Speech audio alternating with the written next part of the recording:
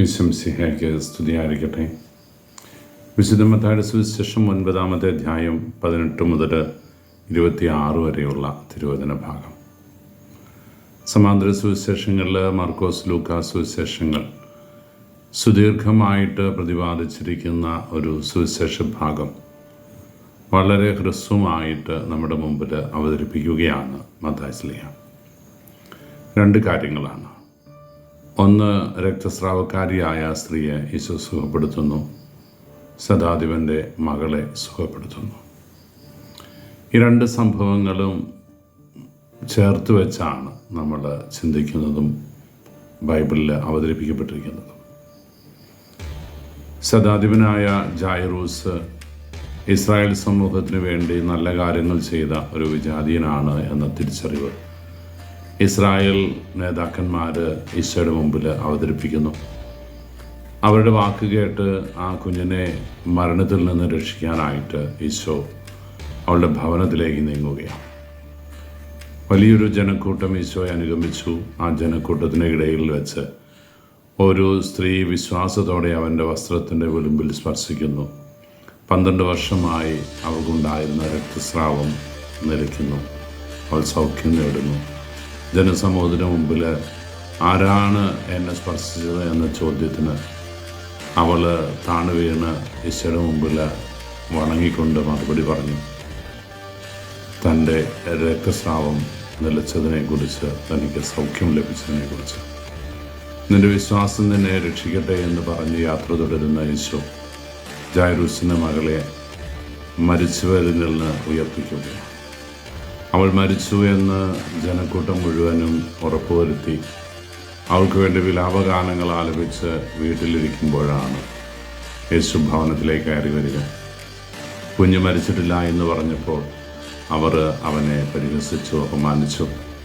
കുഞ്ഞിൻ്റെ മാതാപിതാക്കളും തൻ്റെ ശ്രേഷ്ഠ ശിഷ്യരും മാത്രം കുഞ്ഞിനെ കിടത്തിയിരിക്കുന്ന മുറിയിലേക്ക് കടന്നു ചെന്ന് അവളെ കൈക്ക് വിളിച്ച് തലീത്ത കുമി, ബാലിക എഴുന്നേക്കൂ എന്ന് പറഞ്ഞ് അവളെ എഴുന്നേൽപ്പിച്ച് മാതാപിതാക്കൾക്ക് ഭരമേൽപ്പിച്ചിട്ട് ഈശോ നടന്നു നീങ്ങുകയാണ്. പ്രിയപ്പെട്ടവരെ, രണ്ട് വ്യത്യസ്ത സംഭവങ്ങൾ ചേർത്ത് വയ്ക്കുമ്പോൾ വിശ്വാസത്തിൻ്റെ ആഴമായ വേരുകൾ നമ്മളിവിടെ കണ്ടെത്തുകയാണ്.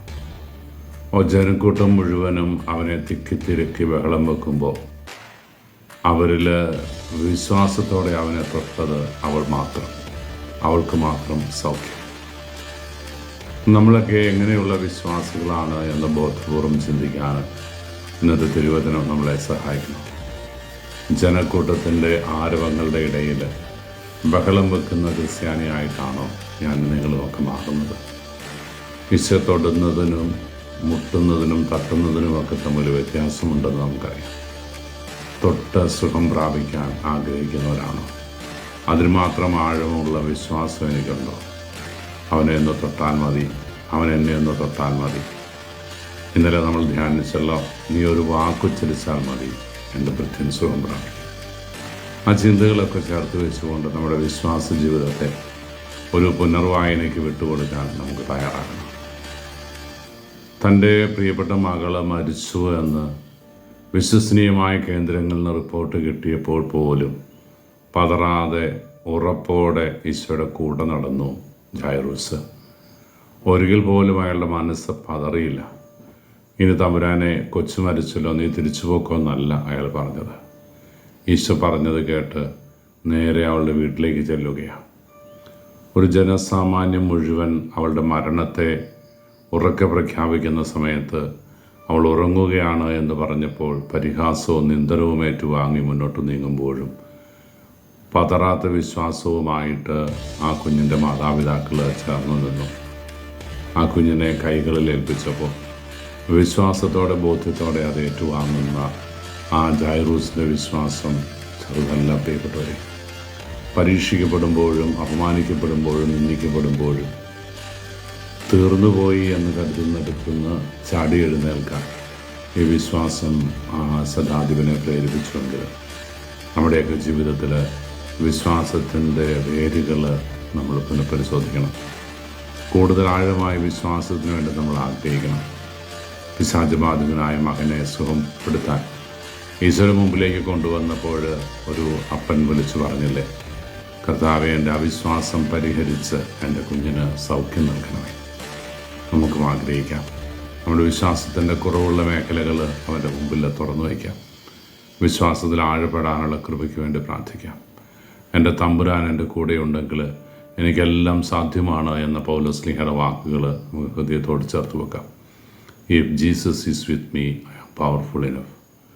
ആ ചിന്തയുമായിട്ട് മുന്നോട്ട് പോകാം. ഈശോ അനുഗ്രഹിക്കട്ടെ.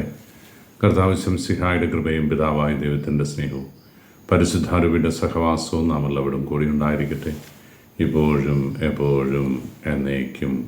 ആമേൻ.